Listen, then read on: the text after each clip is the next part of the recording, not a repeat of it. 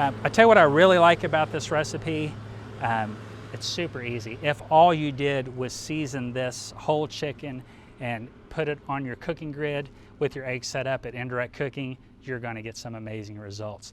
A lot of folks do the spatchcock technique because instead of having this big bird there, you're going to see once we get it spatchcocked and kind of butterflied, if you will, or split in half, it's going to be a little more even cooking area, flatter, so you get more even cooking. A lot of folks say once they've tried this, it's the only way they're going to do it. So let's get started.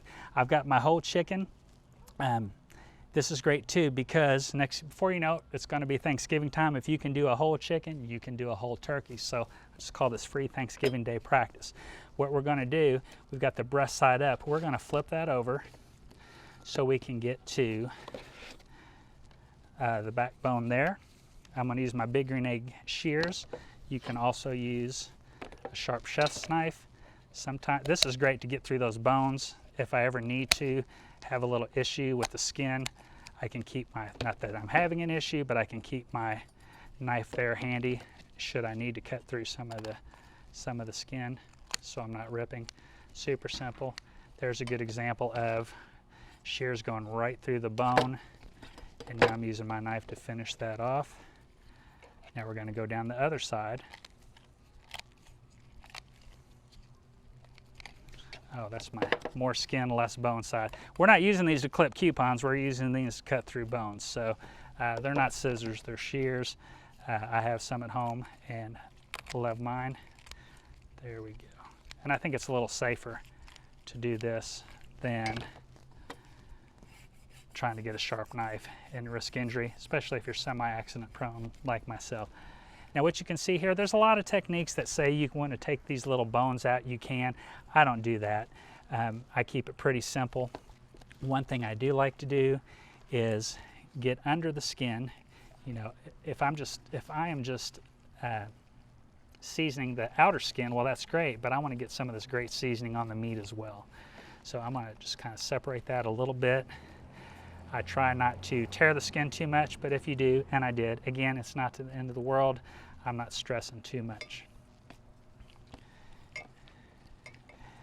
Peel that back so I can get meat throughout. If you're doing a turkey, you know, some folks I've seen do like a compound butter or seasoned butter in here. Let me get this off. I definitely don't want any cross-contamination, so I'm going to use this clean hand now. Just get a little bit of extra virgin olive oil on the outside just to help it stick. You can do a dry rub too. It's not critical. If you don't have any oil, don't worry about it. Today I'm going to use the Outdoor Home Sweet and Smoky Rub. I tell you what, when I'm doing poultry, another favorite of mine that I use a lot is the Big Green Egg Savior Pecans. So two really good options either way you go. And I'm just getting a nice coating, because this is not only going to help with flavor, it's going to help give us some really nice color as well. Like I said, I'm going to peel that skin back a little bit so I can get some of this, get that out of my way. Get some of that great seasoning on the meat as well. I'd be curious, for those of you that have tried the spatchcocking technique, do you have a preference?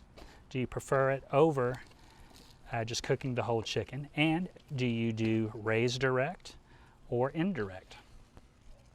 Again, no wrong way.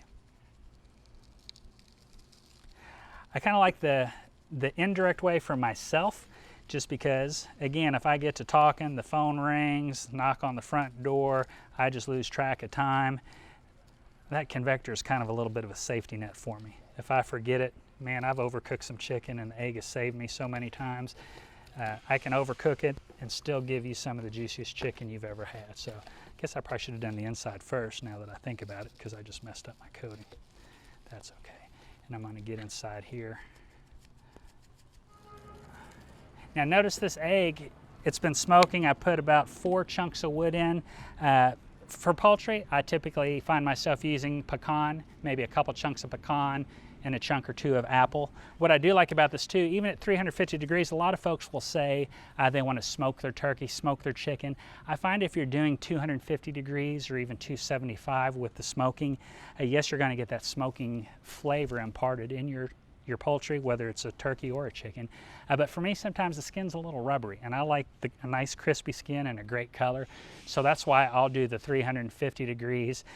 With the smoking wood in there, poultry is going to take on that smoking flavor a lot easier than a big old honking cut of beef. So we're going to take a look at our finished product here. Let me get rid of this. This hand's still clean. See what we got here. That egg's locking in still, well, about 360 now. Man, look at that color. Pop that out.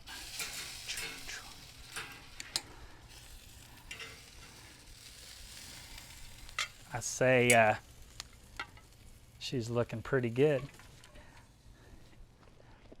Let me get this loaded here, and I'm going to give you a couple more tips before we close up shop here.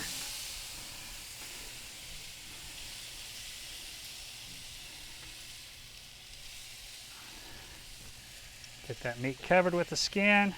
She's going to be good to go. Now, I will say if you're using the probe thermometer, which I love, especially on a hot summer day, I don't want to keep running in and out. With a big cut of meat, I can do one in the breast, one in the thigh. I'm going to let the wires go over the leg of the convector to protect it. I can monitor the temperature outside, but with the Big Green Egg version, I can also take the transmitter inside, so I can from the comfort of my own home. So I can do that. I can also check the temperature with my Big Green Egg instant read thermometer.